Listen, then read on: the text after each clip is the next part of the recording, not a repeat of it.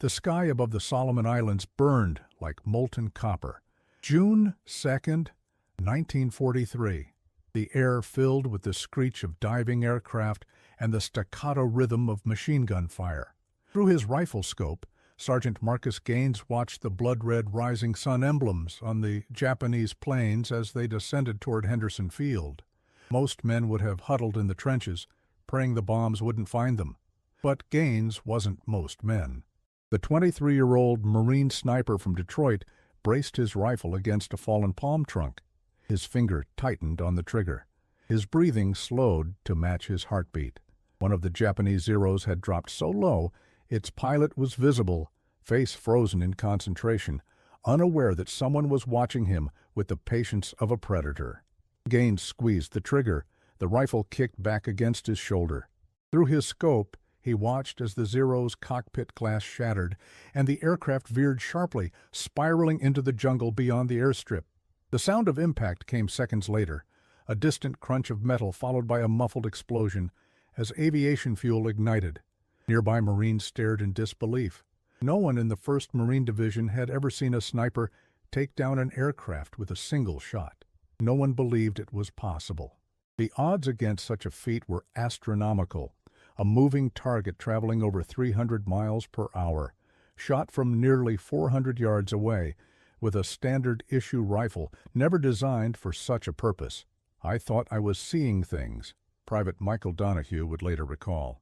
We'd been under air attack for 20 minutes. Everyone was either firing anti-aircraft guns or keeping their heads down. Then I see this colored fella just sitting there with a rifle like he's at a Sunday shooting match. One shot. That's all it took. Plane just dropped like a stone. What Donahue and the other witnesses had just seen would soon become the first chapter in a story of battlefield innovation that military strategists would study for decades to come.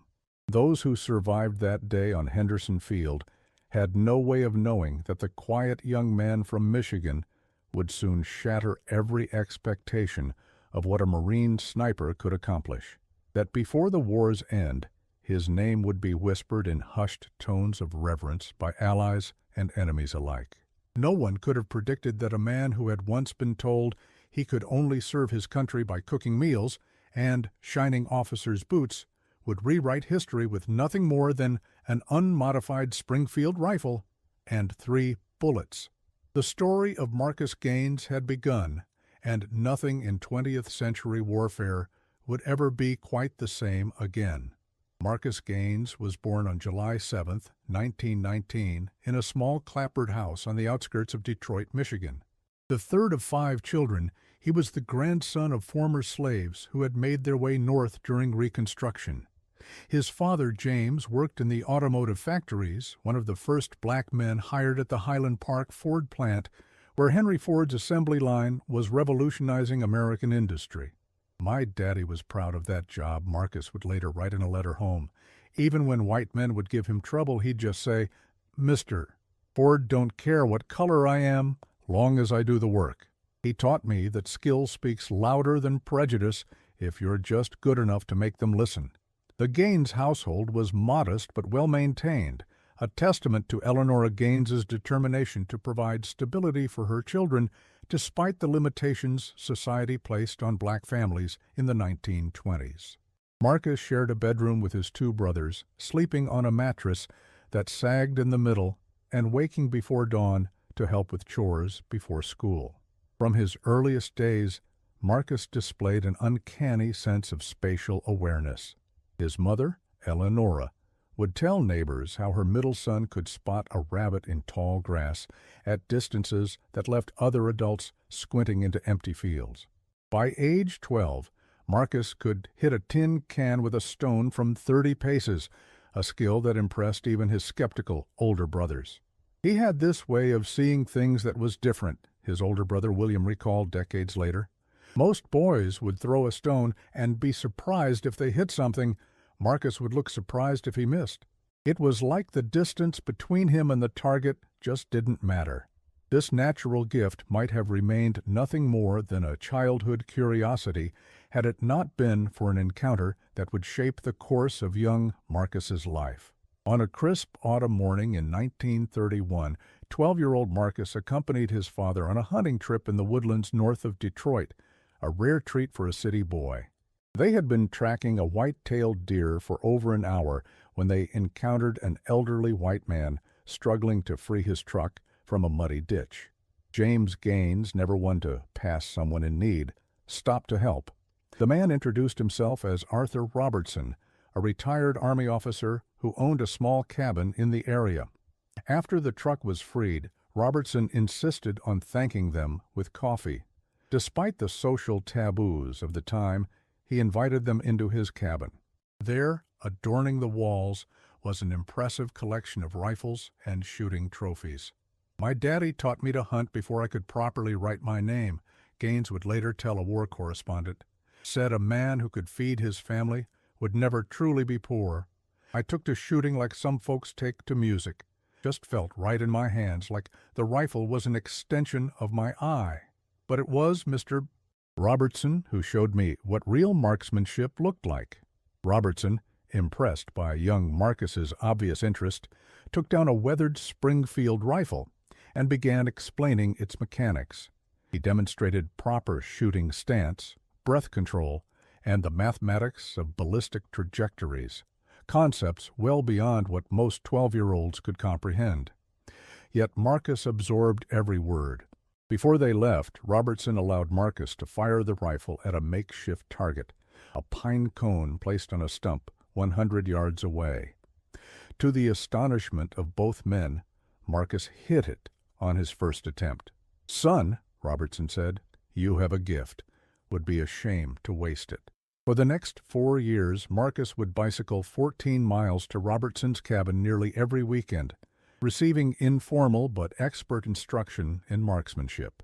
The old soldier, who had served as a sniper in the First World War, recognized in the young black boy a talent that transcended the social boundaries of Depression-era America. "Arthur Robertson gave me something nobody could take away," Marcus would later reflect, "not just skill, but confidence. He'd say, 'A bullet doesn't know or care about the color of the man who fired it. It only cares about the skill behind it.' That stuck with me through a lot of hard times." The Gaines family managed better than most through the Great Depression, with James maintaining his job at Ford even as thousands of other workers were laid off. This relative stability allowed Marcus to complete high school, a privilege many of his friends couldn't afford as they dropped out to find work supporting their families. Marcus attended Northeastern High School, where he excelled in mathematics and mechanical drawing, but struggled with English literature and history. His teachers noted his quiet, methodical approach to problem-solving and his unusual ability to visualize geometric relationships, skills that would later serve him well as a sniper calculating wind drift and bullet drop. It was during those high school years that Marcus discovered competitive shooting, joining a local club where he was the only black member. The club's coach, a World War I veteran named Frank Hollister, quickly recognized the young man's exceptional talent. "That boy could shoot the whiskers off a cat at 100 yards without disturbing the fur," Hollister would later recall. "I'd been around marksmen all my life, but I'd never seen anything like Marcus. It was like watching someone speak a language they'd known since birth." The shooting club brought Marcus his first taste of both acclaim and discrimination. At competitions throughout Michigan, officials would sometimes lose his targets or claim his rifle didn't meet regulations, transparent attempts to prevent a black competitor from outshining his white counterparts. Despite these obstacles, Marcus's scores were often impossible to ignore. By the time Marcus graduated in 1937, his reputation as a marksman had spread throughout Michigan's shooting circles. He won 3 state championships despite the prejudice that often saw his accomplishments downplayed or attributed to luck rather than skill. "They called it luck the first time," his father told him. "They called it a fluke the second time. By the third time, they just got quiet. That's how you know you've won something more important than a trophy." After graduation, Marcus followed his father into the Ford factories, working on the assembly line while continuing to hone his shooting skills on weekends.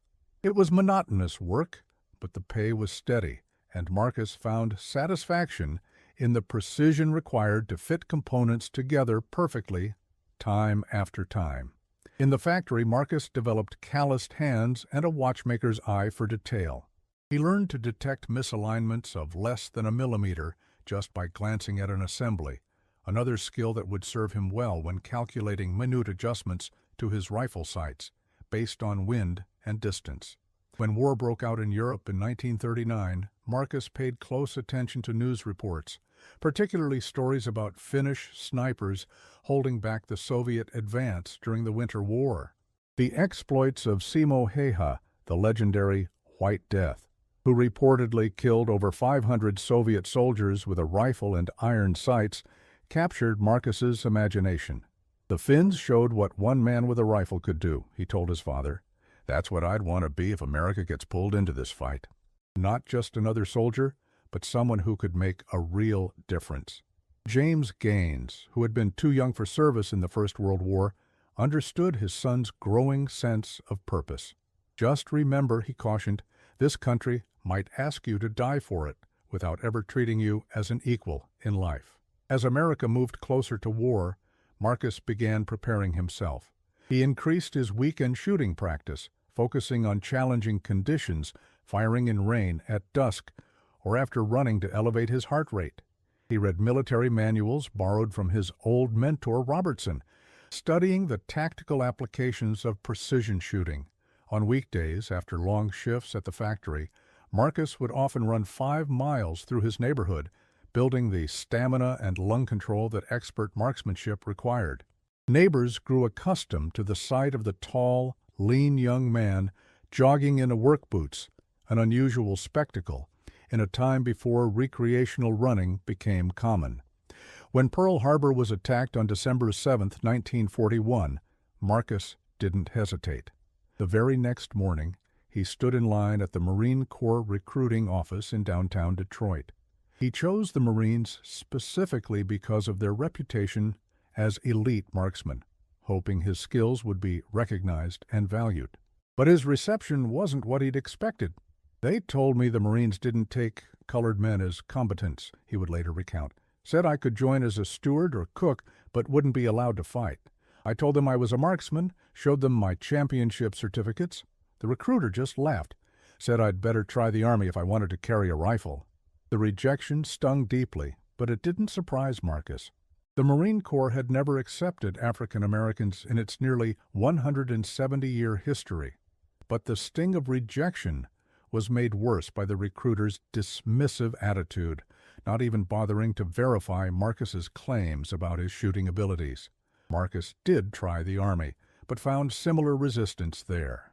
Despite President Roosevelt's Executive Order 8802 prohibiting discrimination in defense industries, the military remained largely segregated. Black soldiers and sailors were typically assigned to service and support roles rather than combat positions.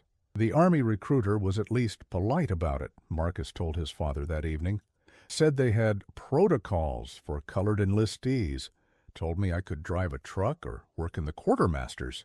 When I mentioned being a sniper, he just smiled sadly and said, "That's not how things work, son." For 6 months, Marcus continued working at Ford, now manufacturing components for military vehicles instead of civilian automobiles. His younger brother Samuel enlisted in the Army and was assigned to an engineer unit. His older brother William was classified 4F due to a childhood injury that had left him with a slight limp. During those months of waiting, Marcus applied to the Marines twice more, each time being rebuffed. Then, in June 1942, everything changed.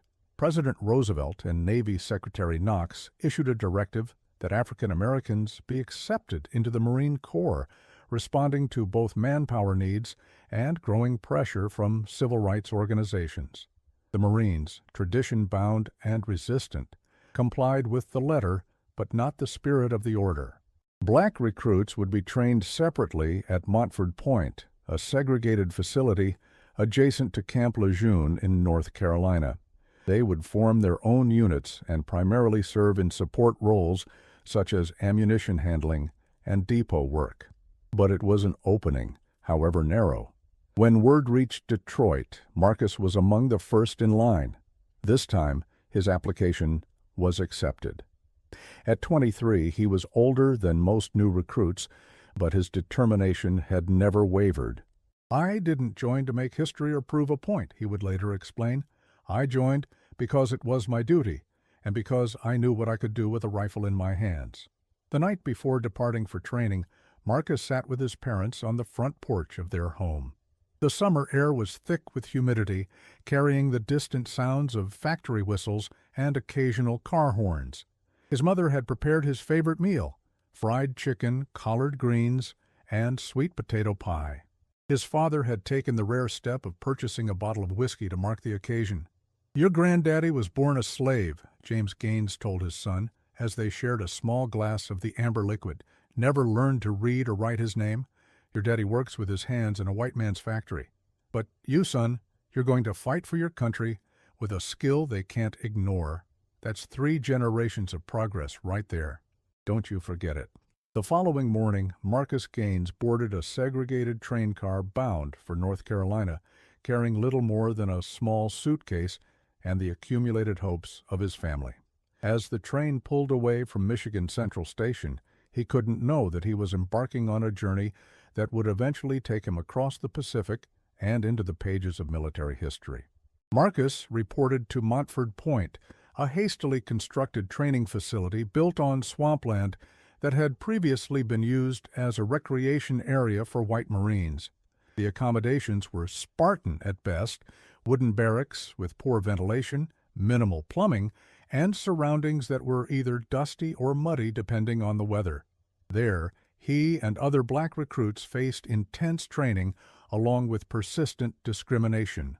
Their white drill instructors were often openly hostile, imposing harsher discipline and setting seemingly impossible standards. "They called us everything but children of God," recalled Percival Thompson, who trained in the same platoon as Marcus. "The work was twice as hard as what the white boys were doing over at the main base. They were trying to break us, make us quit, so they could tell their superiors that we just didn't have what it took to be Marines." The training regimen was grueling: 15-mile hikes with full packs in the Carolina summer heat, obstacle courses through swampland where snakes and insects added natural hazards to the man-made ones, and endless drills performed to standards of perfection that seemed to rise whenever they were met. But where others faltered under this treatment, Marcus thrived. The physical demands of Marine training strengthened his already athletic frame. The discipline required complemented his naturally methodical temperament, and when it came to marksmanship qualification, he astounded even his most prejudiced instructors. "First day on the rifle range, Gaines outshoots every man in the company, including the instructors," recalled Jefferson Davis, who trained alongside Marcus. "The sergeant is so surprised he accuses Marcus of cheating somehow, makes him shoot again with a different rifle. Marcus does even better the second time around. After that, they didn't know what to make of him." During the marksmanship phase of training, Marcus scored a perfect 300 out of 300 on the qualification course, a feat so rare that range officers initially refused to record it. When forced to acknowledge the score, they brought in a senior officer to witness Marcus repeat the performance. He did so without hesitation. Word of the extraordinary black marksman began to circulate among the instructional staff.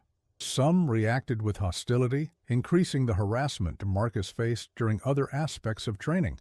Others, particularly those with combat experience, recognized the potential value of such skill regardless of the man's race. Gunnery Sergeant Miller was one of those, Marcus later remembered. Combat veteran from Belleau Wood in the First World War, tough as nails on everybody, but fair. After watching me shoot, he pulled me aside and said, "I don't care if you're purple, Gaines. Any man who can shoot like that belongs behind a rifle, not peeling potatoes." Coming from him, that meant something.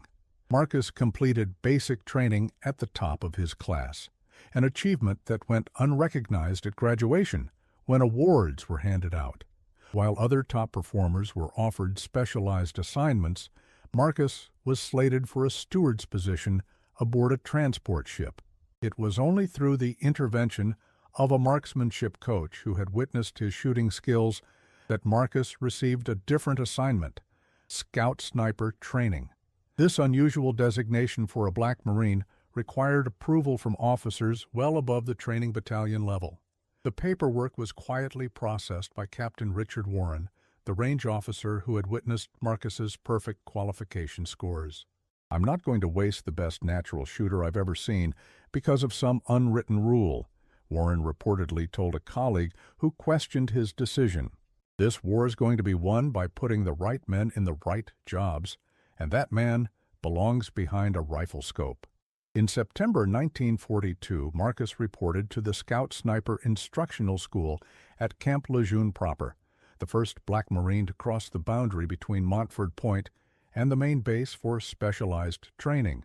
His reception there was predictably cold. The other 11 men in his class, all white, initially refused to bunk in the same quarters. The instructors, veterans of the Corps' pre-war sniper program, were professional but distant. They neither accommodated nor acknowledged the social tensions, simply proceeding with the curriculum as if the unprecedented situation were entirely normal. Sniper training transformed Marcus's natural talent into deadly precision. He learned to calculate complex ballistic equations in his head, accounting for wind speed, temperature, humidity, and the curvature of the earth on extremely long shots. He mastered camouflage techniques that could render a man virtually invisible in various terrains. He developed the patience to remain motionless for hours, controlling his breathing and heartbeat to stabilize his aim. "Most men think sniping is about shooting," Marcus wrote to his father. "It's not. It's about waiting, about becoming so still that you're just another part of the landscape. The shooting is the easy part if you've done everything else right." Throughout the 8-week course, Marcus maintained a disciplined silence about the daily indignities he faced, being excluded from informal gatherings, eating alone, and enduring the whispered slurs of his classmates. He channeled his frustration into performance, consistently outscoring every other trainee on practical exercises. By the halfway point of the course, the attitude of his fellow trainees began to shift. In sniper training, students were paired for field exercises, one man acting as shooter, the other as spotter. Initially, no one volunteered to partner with Marcus. The instructors solved this by assigning Edward Colson, a farm boy from Nebraska, who had initially been among the most openly hostile, as Marcus's spotter. Their first exercise was a stalking drill, approaching a defended position undetected and identifying the enemy occupants. Marcus and Colson were given 8 hours to cover 1 mile of open terrain, establish a shooting position, and report on the defenders. "I figured we were set up to fail," Colson later admitted.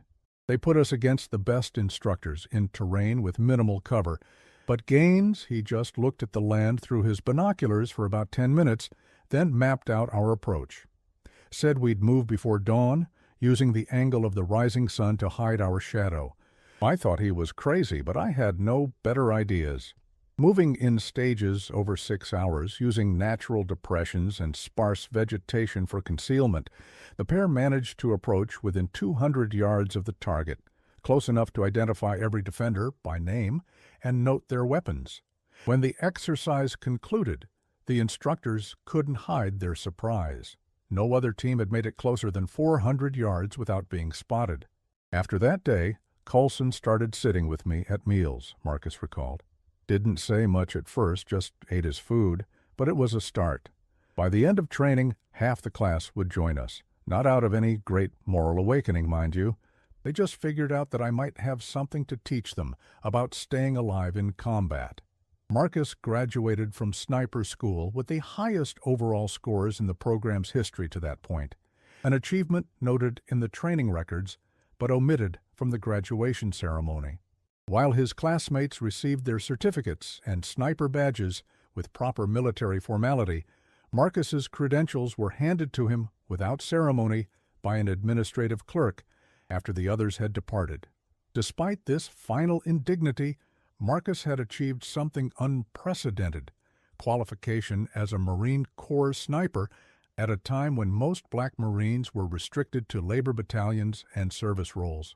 His record noted his exceptional skills and recommended combat deployment. But the realities of a segregated military meant that implementing this recommendation would require special arrangements. For 2 months, Marcus remained in administrative limbo, technically qualified for a combat role that organizational policy made difficult to fulfill. He was temporarily assigned to a black defense battalion at Montford Point, where he served as a marksmanship instructor for other African American Marines. During this period of waiting, Marcus received word that his mentor, Arthur Robertson, had passed away at age 74. The news hit him hard, coming just as his military future seemed uncertain. Robertson had believed in his abilities when few others would, seeing beyond race to recognize raw talent.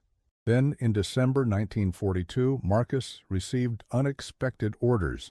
He was to report to Camp Pendleton, California, for advanced combat training before deployment to the Pacific Theater.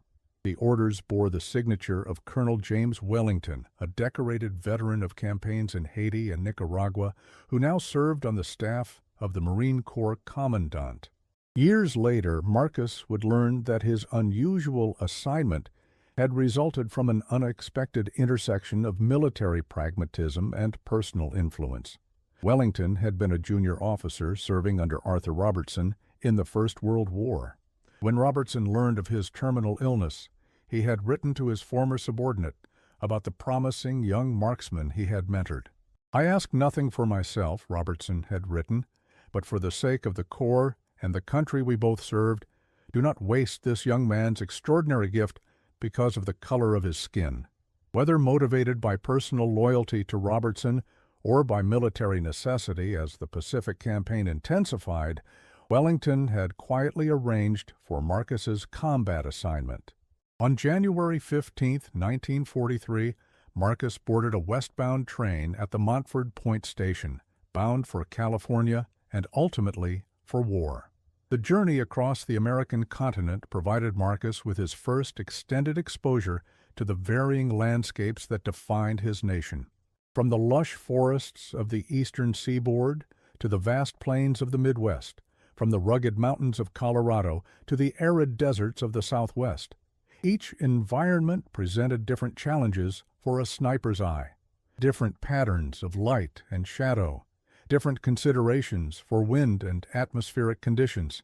"I studied every terrain we passed through," he later wrote to his mother, "thinking about how I'd hide myself there, how the light would affect visibility at different times of day." Sounds strange, maybe, but for me, it was like a doctor studying different types of patients before heading to a hospital. The segregated military train made few stops, and those were brief and strictly controlled.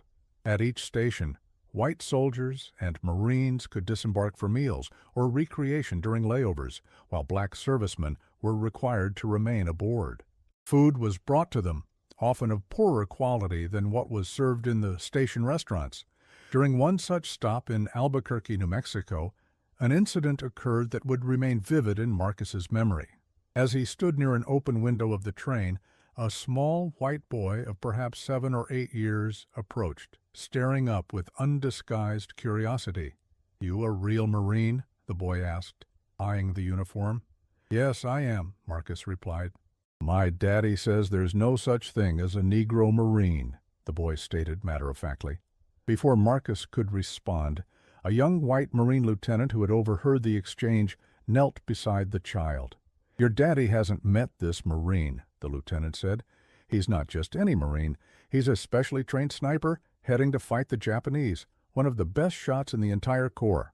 The boy's eyes widened as he looked back at Marcus with newfound respect. "Will you kill a lot of Japs, mister?" he asked with childish directness. Marcus thought carefully before answering. "I'm going to do my duty," he said simply, "just like every other Marine." As the boy ran off to find his parents, the lieutenant nodded briefly to Marcus before walking away, offering no further comment. It was a small moment, but one that suggested the possibility, however remote, of changing perceptions. Marcus arrived at Camp Pendleton on January 20th, where he found himself in yet another ambiguous position, a black Marine assigned to a combat role that typically placed him with white units. The solution, worked out by battalion commanders attempting to follow both tactical needs and segregation policies, was to attach him as a special weapons expert to the headquarters company of the 1st Marine Division, with the understanding that he would be temporarily assigned to different combat units as needed. This unusual arrangement meant that Marcus lacked the unit cohesion and camaraderie that typically sustained Marines in combat.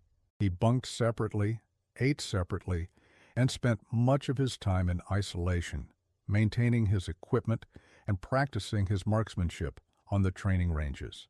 During this period, Marcus encountered Lieutenant Joseph Hammond, a former Olympic shooting competitor from California who had been tasked with developing advanced sniper tactics for jungle warfare.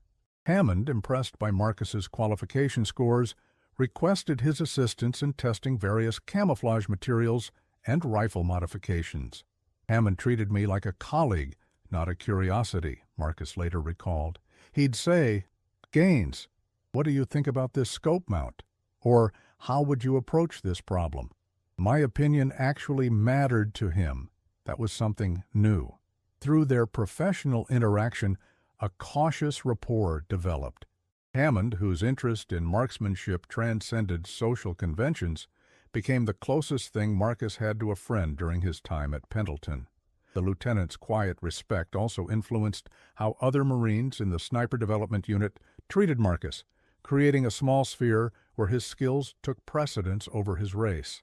On February 18, 1943, Marcus received his deployment orders. He would be shipping out with elements of the 1st Marine Division bound for the South Pacific.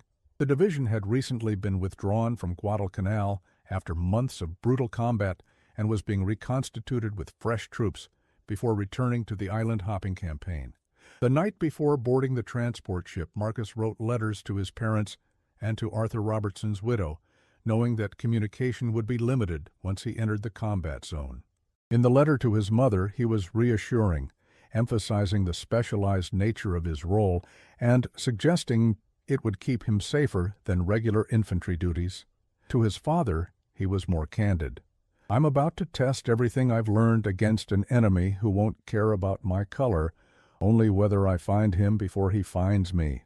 If I don't make it back, know that at least I had the chance to serve as a Marine, not just someone wearing a Marine uniform." In his letter to Mrs. Robertson, Marcus expressed his gratitude for her husband's mentorship and confidence. "He saw something in me that I didn't fully see in myself. Whatever I accomplish in this war, a part of it belongs to him." On February 20th, Marcus boarded the USS General William Mitchell, a troop transport carrying over 3,000 Marines toward the expanding Pacific conflict. The vessel maintained segregated quarters for the small number of black Marines aboard, mostly stewards and supply personnel. Marcus's unique status created confusion for the ship's masters-at-arms, who eventually assigned him a small storage room converted into private quarters, an arrangement that suited his preference for solitude. The 3-week voyage across the Pacific gave Marcus time to prepare both physically and mentally for combat. He spent hours each day exercising on the crowded deck, focusing on strengthening his core muscles and practicing breath control techniques essential for precision shooting. He studied maps and intelligence reports about Japanese tactics and meticulously cleaned and adjusted his rifle, a specially selected Springfield M1 Dynos 3A4 with a Nerdle scope. "Most men played cards or swapped stories to pass the time," remembered Corporal Howard Wells, who occasionally spoke with Marcus during the journey. Gaines studied Japanese field manuals translated by intelligence, trajectory tables for different weather conditions, botanical guides to Pacific vegetation. He was preparing for war with the thoroughness of a scholar preparing for an examination. The transport ship reached Noumea, New Caledonia, on March 12th. This French colonial island had become a major staging area for American forces in the South Pacific. From here, smaller vessels would carry combat units forward to the active battle zones. At Noumea, Marcus received his first official combat assignment. He would accompany a reinforced company from the 5th Marines to Guadalcanal, where Japanese resistance had largely been overcome, but where snipers and small infiltration units still posed a threat to the airfield operations at Henderson Field. On March 18, 1943, Marcus Gaines set foot on the volcanic soil of Guadalcanal. The island that had claimed thousands of lives in some of the war's most savage fighting was now securely in American hands. But it remained a dangerous environment, not only from remaining enemy forces, but from tropical diseases, poisonous insects, and the psychological strain of constant vigilance. The humid air hit Marcus like a physical force as he disembarked from the landing craft. The smell was a complex mixture of salt water, rotting vegetation, diesel fuel, and the lingering odor of death and explosives that months of battle had infused into the landscape. Captain Lawrence Walton, commanding the reinforced company to which Marcus was attached, greeted the arriving Marines on the beach. His face, deeply tanned and etched with lines of fatigue, registered momentary surprise at Marcus's appearance among the replacements. "You Gaines?" he asked, consulting a manifest. "The sniper?" "Yes, sir," Marcus replied, standing at attention despite the weight of his equipment and the sweltering heat. Walton studied him for a moment. "Heard about your qualification scores. We'll see if the range is anything like the real thing. Report to Lieutenant Hammond at the command post. He'll brief you on our situation."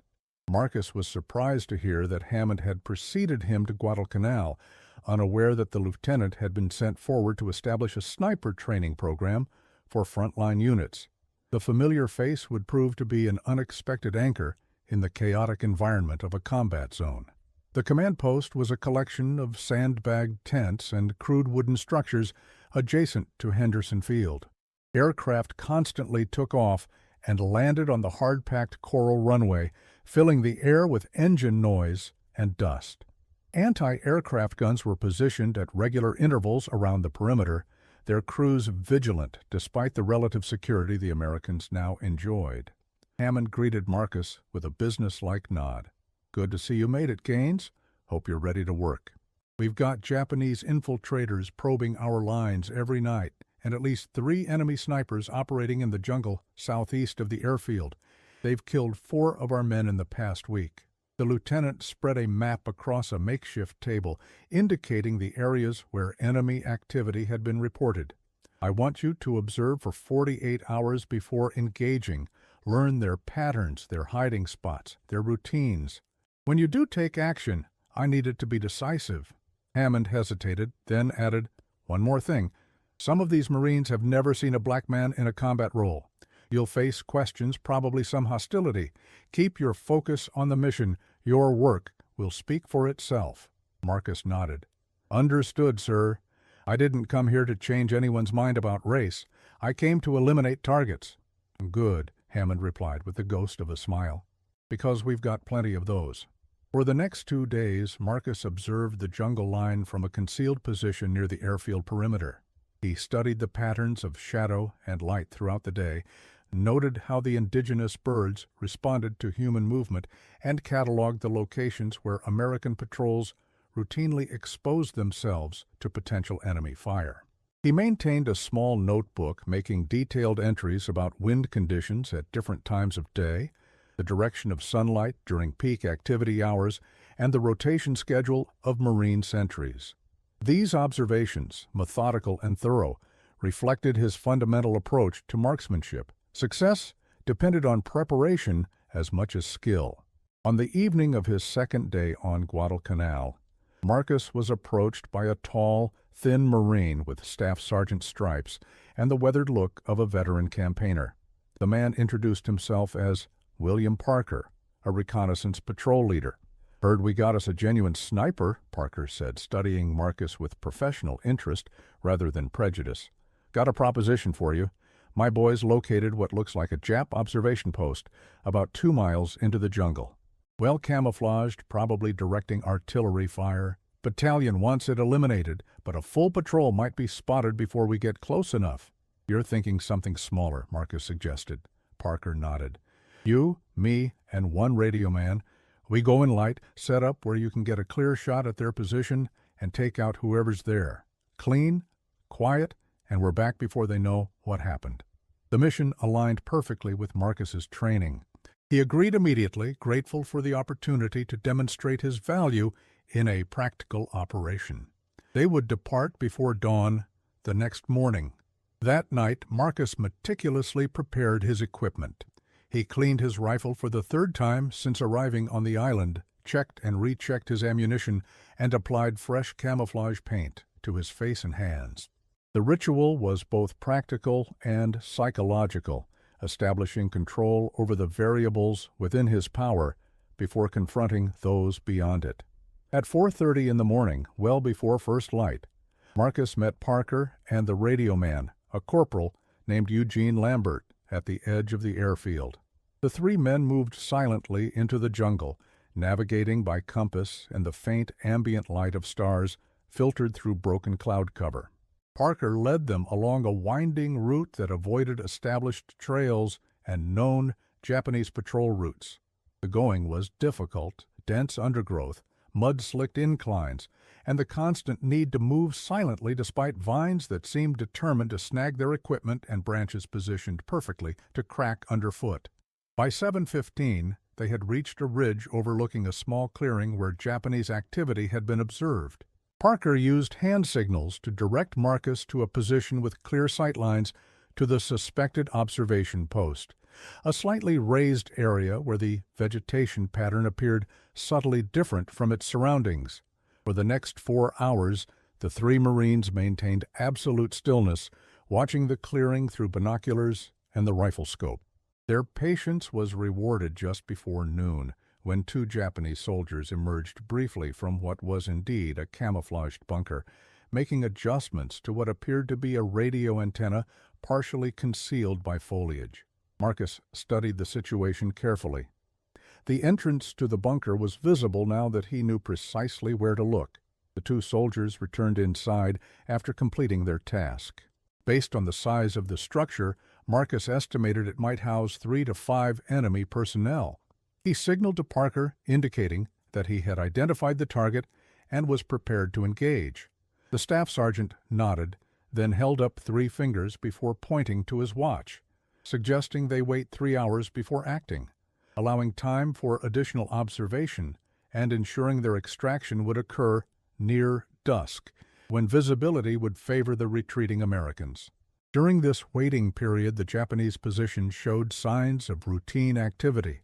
A single soldier emerged to relieve himself against a nearby tree. Through his scope, Marcus could see another man periodically checking instruments inside the partially exposed entrance. These observations confirmed the bunker's function as an artillery spotting position. At precisely 3 o'clock, Parker gave Marcus the signal to engage. The plan was simple, but required perfect execution. Marcus would shoot to kill any visible Japanese soldiers, then maintain fire on the bunker entrance to prevent others from escaping, while Parker threw grenades to destroy the structure and its equipment. Marcus settled into his firing position, controlling his breathing as he had been trained. Through his scope, he could see one Japanese officer now standing outside the bunker, consulting a map spread across a fallen log. The target was approximately 260 yards away, a challenging shot through jungle foliage, but well within Marcus's capabilities. He exhaled smoothly and squeezed the trigger. The rifle cracked sharply, the sound seemingly magnified in the quiet afternoon. Through his scope, Marcus saw the Japanese officer collapse immediately, struck in the center of the chest. As expected, the shot triggered frantic activity. 2 more Japanese soldiers rushed from the bunker, weapons ready but uncertain where the attack had come from. Marcus acquired the first, a man carrying what appeared to be a light machine gun, and fired his second shot. The soldier fell, dropping his weapon. The third Japanese, showing considerable training and discipline, dove for the fallen machine gun, rather than seeking cover. Marcus's third shot caught him in the shoulder as he reached for the weapon, spinning him around but not killing him instantly. Parker immediately moved forward, lobbing 2 grenades in rapid succession toward the bunker entrance. The explosions came seconds apart, followed by secondary detonations as ammunition or equipment inside the structure ignited. The wounded Japanese soldier, showing remarkable courage, had managed to reach a rifle and was attempting to bring it to bear despite his injury. Marcus's fourth shot ended this final threat. "Cover the entrance," Parker ordered, as he approached the destroyed bunker to confirm their success. After a brief inspection, he signaled the all clear. 5 enemy soldiers had been eliminated, and a radio directing artillery fire on Henderson Field had been destroyed. The 3 Marines withdrew as planned, moving along a different route than their approach. They encountered no resistance or signs of enemy awareness of their presence. By nightfall, they had returned to American lines. Parker's after-action report was concise but significant. Observation post eliminated. 4 enemy KIA by sniper fire, 1 by grenade. Position destroyed. Radio equipment captured. Operation conducted with minimal personnel and maximum efficiency due to exceptional marksmanship of Sergeant Gaines. This first combat mission established Marcus's reputation among the operational units at Guadalcanal. Over the following weeks, he was requested for multiple patrols and special operations, gradually transitioning from an oddity, the black sniper, to a respected specialist whose skills transcended racial categories. "Word got around pretty quick," recalled Lieutenant James Hendricks, a platoon commander in the 5th Marines. "If you had a specific target that needed taking out with minimal fuss, you requested Gaines. Didn't matter what color he was when your men's lives were on the line." By late April, Marcus had confirmed 15 enemy kills and participated in 7 successful patrol operations. His methodical approach to stalking and eliminating targets had proven especially effective in the jungle environment, where traditional infantry tactics often exposed Marines to ambush and sniper fire. But his most extraordinary achievement, the one that would eventually secure his place in military history, was still to come. By May 1943, the Solomon Islands campaign had shifted to New Georgia, where Allied forces were working to neutralize the Japanese air base at Munda. The 1st Marine Division was tasked with securing the island's northern sector, while Army units approached Munda from the south. The dense jungle terrain made traditional combat operations extremely difficult. Visibility was limited, supply lines were constantly threatened, and Japanese snipers seemed to materialize from nowhere, picking off Marines before melting back into the vegetation. Casualties mounted quickly, field hospitals overflowed with wounded, and morale began to falter as troops found themselves fighting not only the Japanese, but also tropical diseases, insects, and the psychological toll of jungle warfare. In this environment, Marcus Gaines found his skills in unprecedented demand. His proven ability to counter enemy snipers made him invaluable to frontline units. Rather than operating solely with Hammond's sniper team, Marcus began rotating between companies, spending a few days with each to eliminate Japanese sharpshooters who were pinning down American advances. "Having Gaines with your unit was like having an insurance policy," Captain Lawrence Walton later recalled. Men walked taller, knowing he was watching over them. Japanese snipers who'd been terrorizing us for days would suddenly go silent. We'd find them later with a single shot through the eye or heart. Clean, professional, almost merciful in its efficiency. The tropical climate took its toll even on someone as physically prepared as Marcus. Constant humidity caused his clothing to rot and never fully dry. Fungal infections spread across his skin despite daily applications of medicated powder. The limited diet of combat rations and the physical demands of jungle operations slowly reduced his weight and energy reserves. Yet he maintained his discipline and effectiveness. By the end of May, Marcus had confirmed 27 kills, an impressive tally for less than 2 months of operations. But his most extraordinary achievement was yet to come. On the morning of June 2nd, a Marine patrol was ambushed near a small clearing 6 miles from their base camp. The patrol leader and 3 others were killed in the initial attack. The 7 survivors retreated to a shallow depression in the ground, where they found themselves pinned down by machine gun fire from multiple positions. Radio communications brought word that air support would arrive within the hour. 3 Grumman TBF Avenger torpedo bombers that had been retrofitted for ground attack missions. But it was doubtful the surrounded Marines could hold out that long under the intensifying Japanese fire. Marcus was with a nearby company when the distress call came through. Without waiting for orders, he gathered his equipment and headed toward the coordinates, accompanied by a young radioman named Eugene Lambert. The 2 men moved rapidly through the jungle, using natural watercourses to mask their approach. Gaines moved like he was part of the jungle, Lambert later testified. No wasted motion, no sound.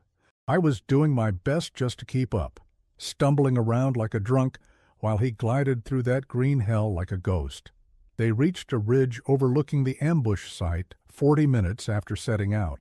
From this vantage point, Marcus could see the trapped Marines in their shallow depression, roughly 300 yards away. Beyond them, partially concealed in the jungle, were 2 Japanese machine gun positions and what appeared to be a small command post with a radio operator. More concerning, however, were the 3 aircraft parked in a camouflaged clearing another 100 yards beyond the Japanese positions. They were Aichi D-3A dive bombers, VALs in Allied terminology, evidently being prepared for a mission. Ground crews swarmed around them, loading bombs and checking engines. "This changes everything," Marcus told Lambert. "If those planes get airborne, they could hit our base camp. Hundreds would die." The radioman immediately contacted headquarters with this intelligence. The response was immediate. The stranded patrol was now secondary to preventing those aircraft from taking off. The 3 Avengers had been redirected to strike the hidden airstrip, but they were still 20 minutes out. By then, the Japanese bombers might already be in the air. The situation demanded immediate action, yet the conventional military response, an infantry assault or artillery strike, was impossible given their limited personnel and the urgency of the threat. It was at this moment that Marcus made a decision that would later be described as either foolhardy or brilliant. Rather than engaging the machine gun positions threatening the trapped Marines, he shifted his focus to the aircraft. "I need you to relay coordinates to our flyboys," he told Lambert. "But first, I'm going to even the odds a bit." From his position on the ridge, Marcus had clear sight lines to the 3 Japanese bombers, though at a range well beyond what conventional marksmanship would consider possible, nearly 600 yards. The aircraft were stationary targets, but hitting them in a way that would disable them presented an extraordinary challenge. Marcus needed to strike fuel tanks or engines, components protected by metal cowlings, and carefully positioned to minimize vulnerability. Moreover, the jungle environment introduced additional complications: heat shimmer rising from the cleared ground, shifting light patterns as clouds passed overhead, and unpredictable wind currents flowing through the valleys between ridges. These were conditions that would challenge even the most experienced sniper under controlled circumstances, let alone in the midst of a combat situation with lives immediately at stake. "He didn't rush," Lambert recalled. "That's what I remember most. With those Marines dying and time running out, most men would have fired quickly, hoping for luck, not gains." He studied each plane through his scope, made tiny adjustments to his position, controlled his breathing like he was meditating. It was the most focused I've ever seen a human being. Marcus selected his first target, the bomber closest to being ready for takeoff. Through his scope, he could see the pilot already in the cockpit while ground crew removed the wheel chocks. He aimed not for the pilot, but for a specific point where he believed the fuel line connected to the engine. The calculations involved were staggering. Marcus had to account for bullet drop over the extreme distance, anticipate how the humid air would affect the bullet's trajectory, compensate for a slight crosswind, and time his shot between his heartbeats to minimize barrel movement. All this while maintaining the absolute stillness necessary for precision at such range. The shot, when it came, seemed almost anticlimactic. A single crack from the rifle, followed several seconds later by a bright orange flash as the bullet found its mark. Fuel sprayed from the punctured line, igniting as it contacted the hot engine. Within moments, the entire aircraft was engulfed in flames. Chaos erupted below. Japanese ground crews ran for cover as ammunition in the burning plane began to cook off. The pilots of the other two aircraft scrambled to get their engines started, now desperate to escape the inferno spreading across the makeshift airstrip. Marcus shifted his aim to the second bomber, which was now beginning to move. This presented an even more difficult target.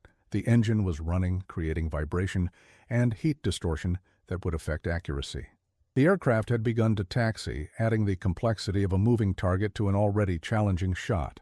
Once again, Marcus took his time, tracking the slow-moving aircraft through his scope, waiting for the perfect moment.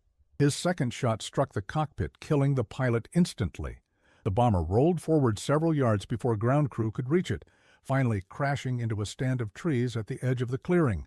By now, the third aircraft was taxiing rapidly toward a crude runway carved from the jungle. Marcus had one round left in his rifle. The bomber was moving quickly, its pilot clearly skilled and determined to get airborne despite the destruction of his companions. "He's too fast," Lambert said. "You'll never hit him now." Marcus said nothing. His entire being was concentrated through the scope, calculating speed, distance, and the countless variables that would determine whether his final bullet found its mark. As the bomber began its takeoff roll, he made his decision. Rather than aiming for the aircraft itself, Marcus targeted the ground just ahead of its path. His bullet struck a small fuel drum that had been positioned near the runway, likely for emergency refueling. The impact ruptured the drum, sending a stream of aviation fuel across the packed earth. Seconds later, the bomber rolled through the spreading fuel. Its hot exhaust ignited the volatile liquid, creating a wall of flame that engulfed the aircraft's undercarriage. The pilot attempted to abort the takeoff, but it was too late. The bomber veered off the runway, its right wing dipping into the trees before the entire aircraft cartwheeled into the jungle in a spectacular explosion. 3 shots, 3 planes, Lambert would later testify. "I've never seen anything like it before or since." It wasn't just marksmanship. It was art. With the immediate threat neutralized, Marcus turned his attention to the Japanese positions, still pinning down the Marine patrol. Using Lambert's radio, he guided the approaching Avengers to the exact coordinates of the enemy machine guns. The resulting airstrike eliminated the Japanese ambush force, allowing the trapped Marines to be evacuated. Of the 7 men in that patrol, 5 survived, all of them convinced that Marcus Gaines had saved their lives. But the greater impact of his actions would not be understood until later intelligence confirmed that the 3 destroyed bombers had been part of a planned strike against the Marine hospital at Coley Point. By eliminating those aircraft with just 3 precision shots, Marcus had potentially saved hundreds of wounded Marines and medical personnel who would have had no defense against an air attack. News of the incredible feat spread rapidly throughout the Solomon Islands theater. Many who heard the story dismissed it as impossible or exaggerated. But the official after-action reports, Lambert's testimony, and the statements of the rescued patrol members all confirmed the essential facts. A single Marine sniper had destroyed 3 enemy aircraft with 3 bullets fired at extraordinary range. Even those who witnessed it struggled to explain how Marcus had accomplished such precision under combat conditions. Some attributed it to luck, others to divine intervention. The Japanese, upon discovering what had happened, reportedly began warning pilots about the black ghost in the trees who could strike aircraft from impossible distances. For Marcus himself, the explanation was simpler. "I just did what needed doing," he told Lieutenant Hammond afterward. "A rifle is just a tool. It's knowing when and where to use it that makes the difference." Despite the unprecedented nature of his achievement, official recognition was slow in coming. While field commanders recommended Marcus for the Navy Cross, others in the chain of command questioned whether such honors should go to a Black Marine. For weeks, the matter remained unresolved as the citation moved through bureaucratic channels. Then, in early July, something unexpected occurred. A war correspondent named Richard Jenkins, who had been embedded with the 1st Marine Division, published an article about the sniper who shot down 3 planes. Though Marine censors had prevented him from identifying Marcus by name or mentioning his race, the story captured public imagination back home. Letters flooded Marine headquarters asking about the mysterious marksman. Congressional representatives inquired whether the story was true, and newspapers speculated about the identity of what one editorial called America's most extraordinary warrior.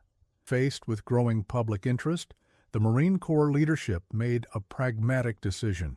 On July 26, 1943, Sergeant Marcus Gaines was awarded the Navy Cross for extraordinary heroism and devotion to duty. The citation carefully described his actions while downplaying their unprecedented nature. He was the first black Marine to receive the decoration.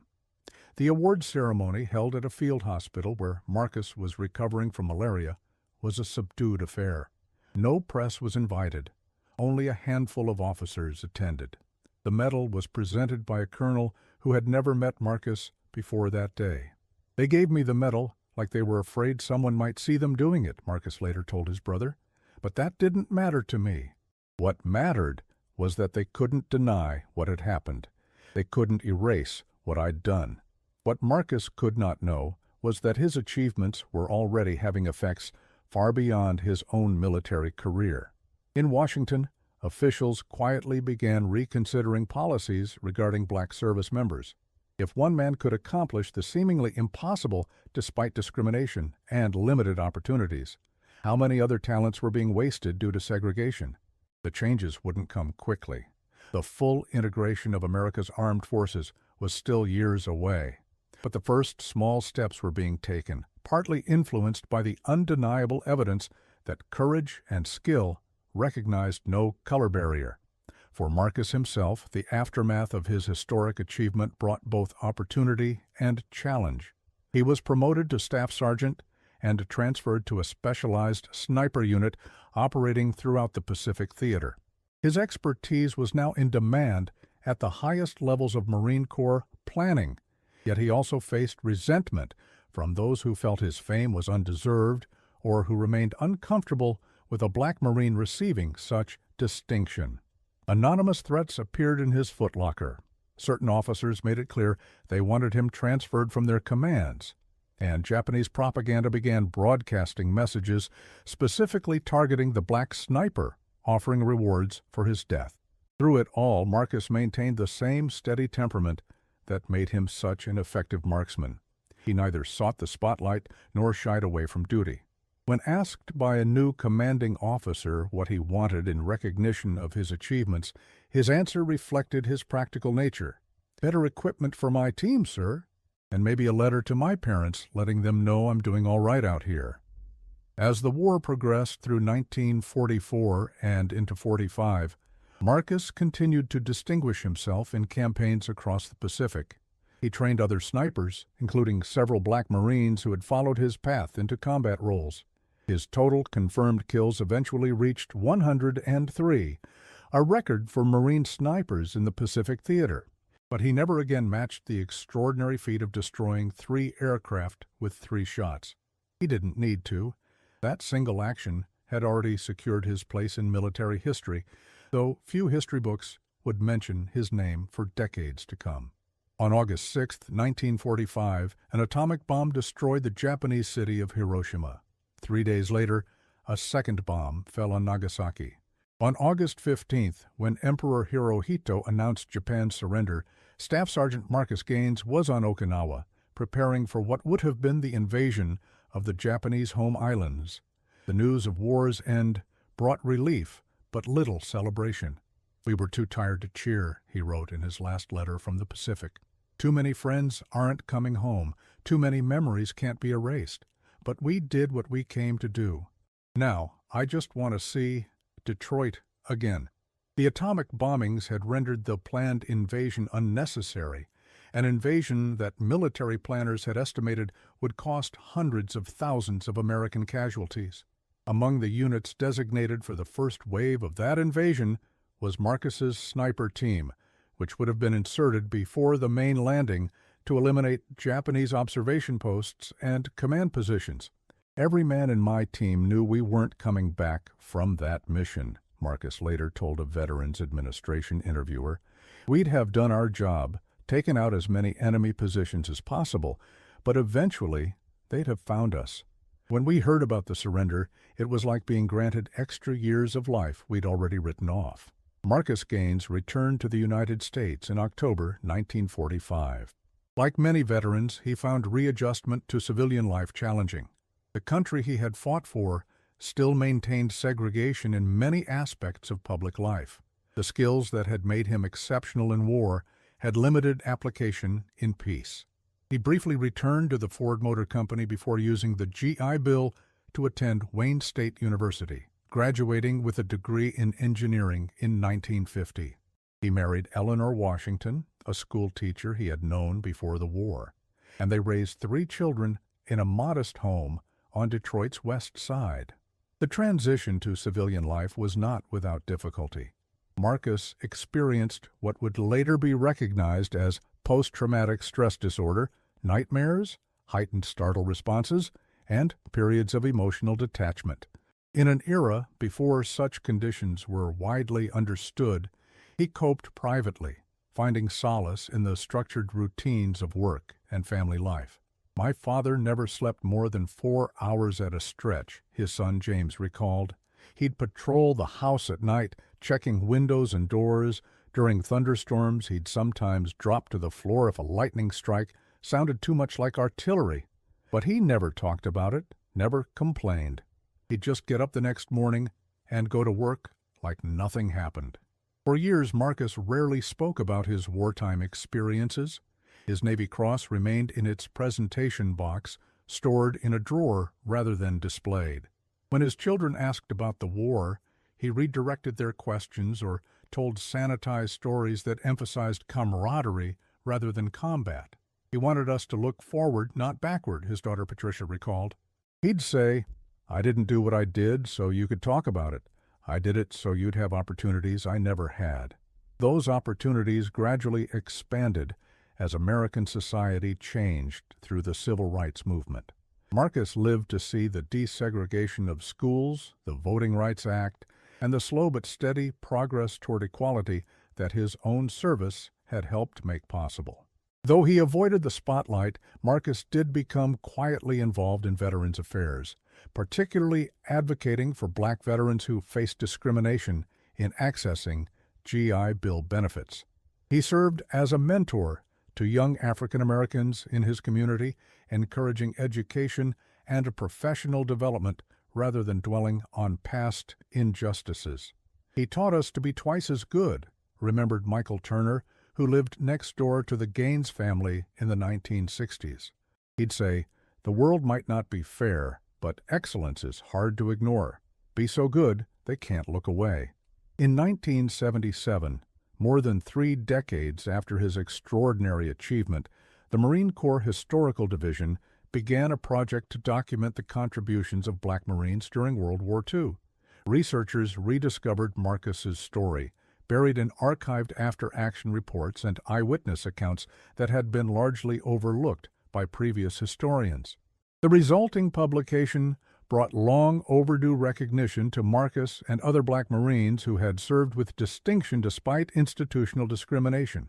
Military historians began reevaluating the tactical significance of his 3-shot feat, recognizing it as perhaps the most efficient neutralization of enemy air power by a single infantryman in modern warfare.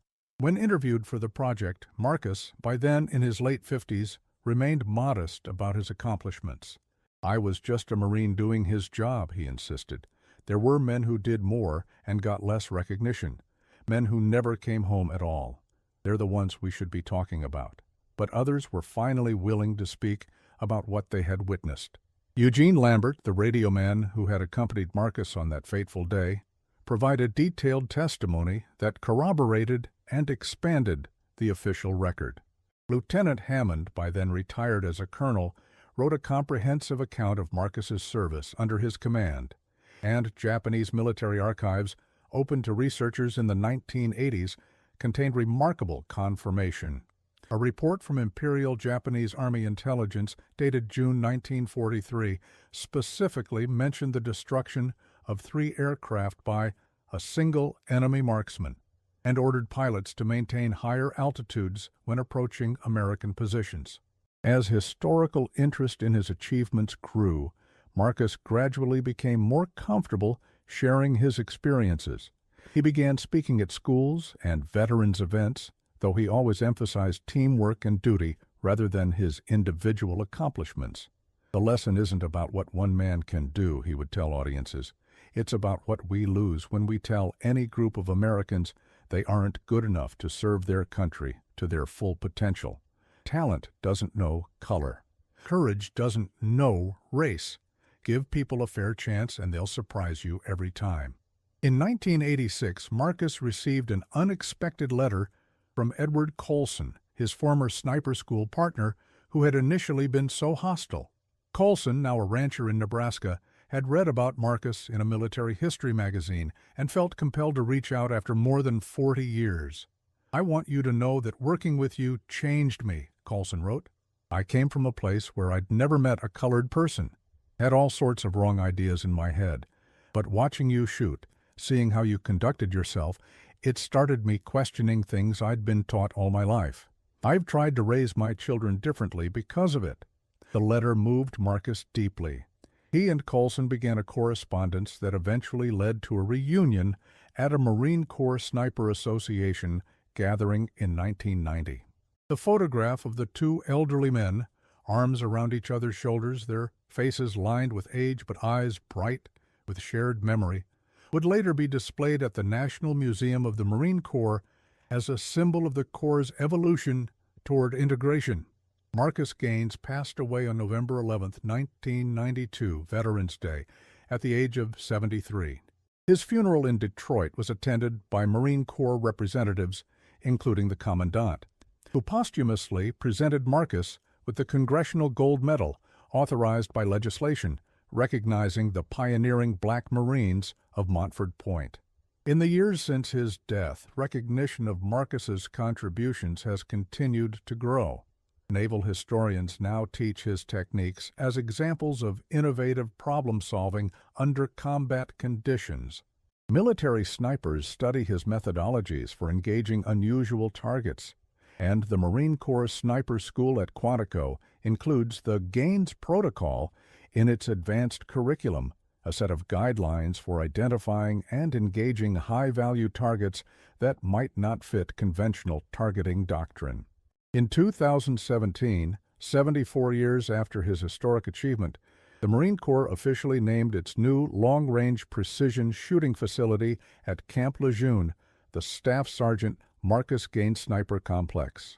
The dedication ceremony was attended by his children, grandchildren, and several elderly Marines who had served alongside him in the Pacific. The citation on the bronze plaque outside the facility summarizes both his achievement and its lasting significance. With skill, courage, and unwavering resolve, Staff Sergeant Marcus Gaines demonstrated that one Marine in the right place and time can change the course of battle. His unprecedented marksmanship not only saved countless American lives, but proved beyond all doubt that excellence recognizes no barriers of race or background. Through his example, he helped forge a stronger, more inclusive Marine Corps that continues to benefit from the contributions of all who are willing to serve. Today, military historians continue to debate the tactical implications of Marcus's achievement. Some argue it was primarily symbolic, a demonstration of individual skill rather than a replicable military technique. Others see it as an early example of asymmetric warfare, where a single determined specialist can neutralize technologically superior enemy assets. But perhaps the most meaningful perspective comes from those who serve today. In recent years, a new generation of Black Marine snipers has emerged, many of whom cite Marcus Gaines as their inspiration. They train on equipment far more advanced than his Springfield rifle, but they strive to match the patience, discipline, and creative thinking that allowed him to accomplish the seemingly impossible. One such Marine, interviewed at the Sniper School in 2019, expressed what many of his colleagues feel. When people say something can't be done, I think about Sergeant Gaines taking down 3 planes with 3 bullets. Then I remember that limits are often just in our minds. He didn't let others define what was possible. Neither should we. The legend of Marcus Gaines, the Black Marine sniper who shot down 3 planes with 3 bullets, continues to inspire, not because it demonstrates superhuman ability, but because it reveals what humans can achieve when talent is given opportunity. His story reminds us that innovation often comes from unexpected sources, and that courage manifests in many forms. The technical aspects of his achievement deserve consideration as well. Ballistics experts have analyzed the 3 shots using modern simulation technology, calculating the extraordinary difficulty of what Marcus accomplished. The combination of distance, moving targets, and environmental factors would challenge even today's snipers equipped with advanced optical sights and match-grade ammunition. What made it possible, explained Master Gunnery Sergeant Harold Wilson, chief instructor at the Marine Corps Scout Sniper School, wasn't just physical skill, though Gaines clearly had that in abundance. It was his ability to process multiple variables simultaneously and make instant adjustments based on changing conditions. That's something we still can't fully teach. Some of it is innate talent, and some comes from thousands of hours of practice until certain calculations become almost instinctive. Beyond military circles, Marcus's story has gradually entered the broader cultural consciousness. A documentary film, 3 Shots, released in 2011, explored not only his wartime exploits, but also the social context that made his achievements so remarkable. Several books have examined different aspects of his life, from technical analyses of his marksmanship to broader discussions of race and military service in World War II. Perhaps most significantly, his example continues to challenge assumptions about who can excel in highly specialized military roles.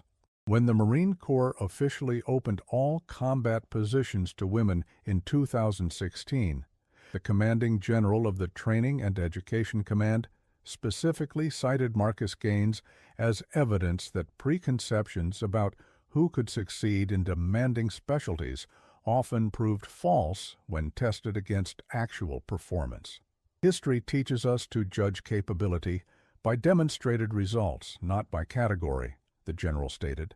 Staff Sergeant Gaines proved that 70 years ago, and we would do well to remember the lesson. In 2020, as America once again confronted issues of racial justice and equality, Marcus's story found new resonance. Social media campaigns highlighting overlooked Black military heroes frequently featured his image and story, introducing him to generations born long after his remarkable achievements. What strikes me about my grandfather's story, reflected Marcus Gaines III during a television interview, is how thoroughly American it is. He faced obstacles that would have stopped many people, but he persisted. He excelled despite the limitations others tried to place on him. And ultimately, his skill spoke louder than prejudice. That's a story that transcends race. It's about the potential in all of us when we're given a fair chance to contribute. In a war filled with technological marvels and massive military operations, it was the quiet precision of one man that created one of its most enduring legends, a man who never sought fame, but whose unwavering determination to serve his country, despite the barriers placed before him, ultimately changed both military tactics and social perceptions. The next time you look to the sky and see aircraft soaring overhead, remember the Marine who once proved that even the most sophisticated machines are vulnerable to the skill, patience, and resolve of a single determined individual. Remember Marcus Gaines and consider what other untapped potential might exist if we would only look past our preconceptions to recognize excellence wherever it appears. If you found this story inspiring, please share it so others can learn about this remarkable chapter of history. And ask yourself, what seemingly impossible challenges might you overcome with the right combination of preparation, opportunity, and unwavering determination? Like Marcus Gaines, we all face obstacles, and like him, we all have the capacity to surpass what others believe possible. His legacy isn't just about 3 extraordinary shots, it's about refusing to accept limitations, whether imposed by others or by our own doubts. That's a lesson worth keeping in our sights.